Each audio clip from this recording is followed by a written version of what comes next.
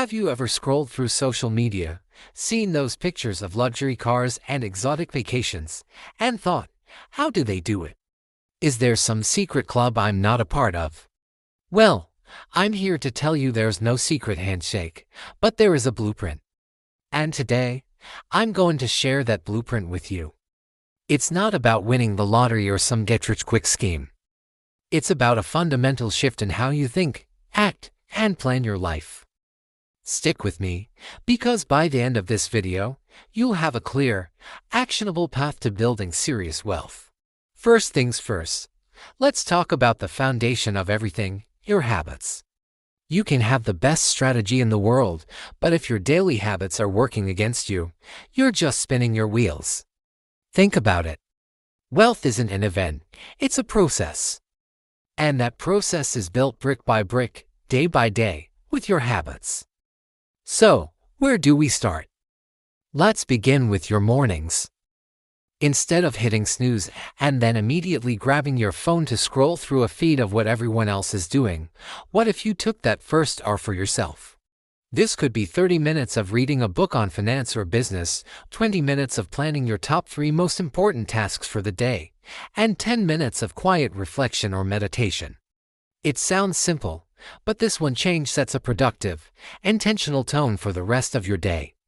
It's about prioritizing your growth before you give your energy to the rest of the world. Another powerful habit is tracking your money. I know, it sounds tedious. But what gets measured gets managed.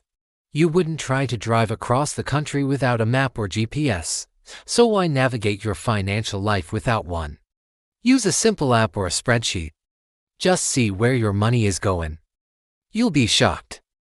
That daily coffee, the subscription services you forgot you had, it all adds up. Once you see the numbers, you gain control.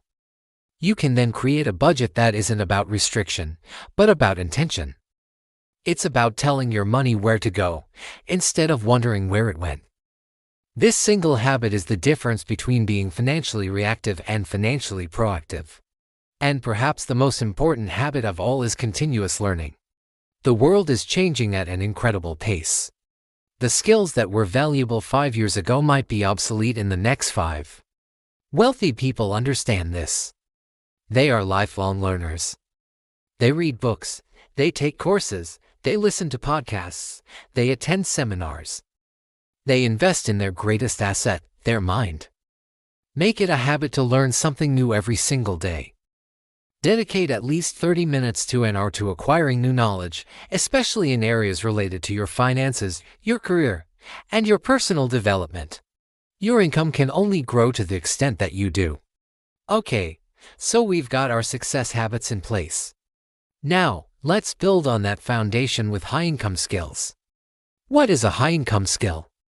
It's a skill that the market values highly, meaning people and businesses are willing to pay a lot of money for it. It's a skill that solves a significant pain point. Think about things like copywriting, sales, digital marketing, coding, or video editing. These aren't just jobs, they are skills that generate revenue for businesses. And when you can directly contribute to a company's bottom line, your value skyrockets. So how do you develop one? First, identify a skill that genuinely interests you and has high demand. Don't just pick something because it's trendy. If you hate coding, you won't stick with it. But if you love storytelling, maybe copywriting or content creation is your path. Once you've picked your skill, it's time for immersion. We live in the golden age of information. You can learn almost anything for free or for a very low cost online. Watch YouTube tutorials, read blogs, take affordable courses on platforms like Udemy or Coursera. The key is to move from passive learning to active practice as quickly as possible. Don't just watch videos on how to build a website, build one. Don't just read about sales, try to sell something, even if it's just an old item from your house on an online marketplace. The goal is to build a portfolio of real-world results. This is your proof. When you can show a potential client or employer that you've already achieved the result they were looking for, the conversation shifts from your qualifications to your price. You're no longer just a beginner asking for a chance, you're a problem solver with a track record. And that's when you start commanding a high income. This isn't about getting a degree that takes 4 years. You can become proficient in a high-income skill in 6 to 12 months if you are dedicated. Now we're at the exciting part. We have good habits and a skill that can earn us a lot of money. But working harder and harder only gets you so far. There are only 24 hours in a day. To truly build wealth, you need to use leverage. Leverage is the secret sauce. It's how you multiply your efforts to get a disproportionate return. Think of it like using a lever to lift a heavy rock. You couldn't do it with your bare hands, but with the right tool, it becomes easy. The most common form of leverage is other people's time, or OPT. At first, you might be doing everything yourself. But as your income from your high-income skill grows, you need to start buying back your time. Your time is your most valuable asset.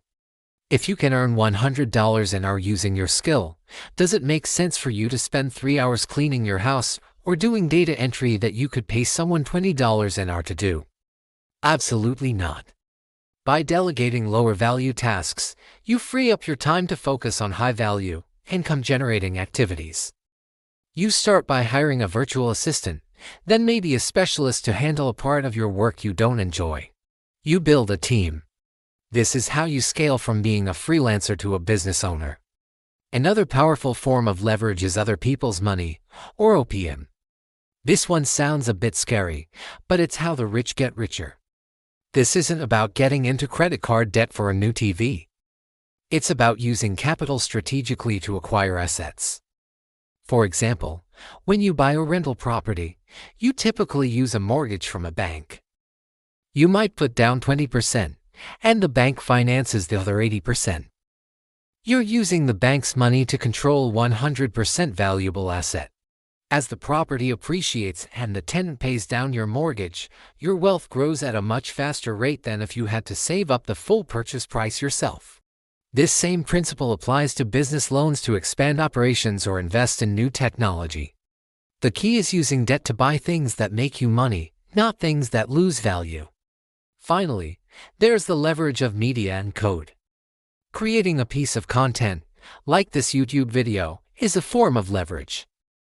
I record it once, but it can be watched by thousands, or even millions, of people, working for me 24/7.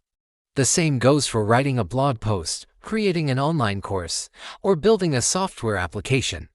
You create it once, and it can serve an unlimited number of customers with very little additional effort. This is the ultimate form of leverage in the digital age. It unhooks your income from the hours you work. This leads us to the final, crucial piece of the puzzle: owning assets. A job gives you an income, but assets build you wealth. This is the most important distinction you need to understand. Income is what you earn. Wealth is what you own. Your goal is to use your income to buy assets, which then generate more income, which you use to buy even more assets. This is the virtuous cycle of wealth creation. So, what is an asset? An asset is anything that puts money in your pocket. A liability is anything that takes money out of your pocket. A job is trading your time for money. An asset makes money for you while you sleep.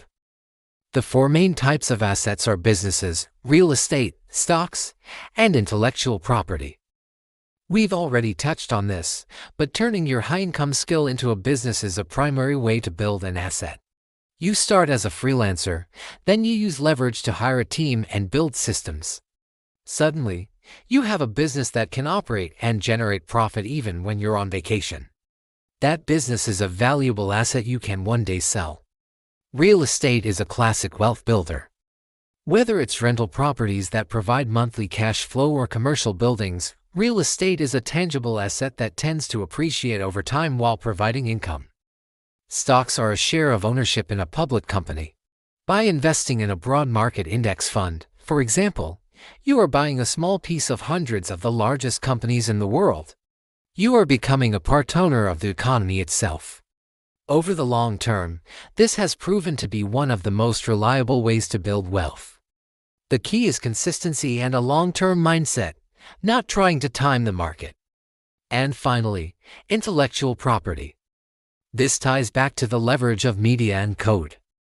A book you write, a course you create, a patent you file, these are all assets that can generate royalties or income for years to come.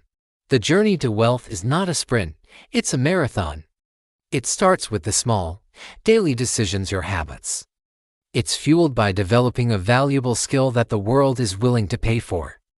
It's accelerated by the intelligent use of leverage other people's time, money, and technology. And it culminates in the ownership of assets that work for you, creating a future of financial freedom and choice. This isn't just theory. This is the playbook. Start today. Pick one habit to change. Identify one skill to start learning. Open a brokerage account and invest a small, consistent amount. The path is clear. The question is, will you walk it? Thank you so much for watching. If you found this blueprint helpful, make sure to hit that like button and subscribe for more content on building your wealth and designing your best life. Let me know in the comments which step you're going to start with first. I'll see you in the next video.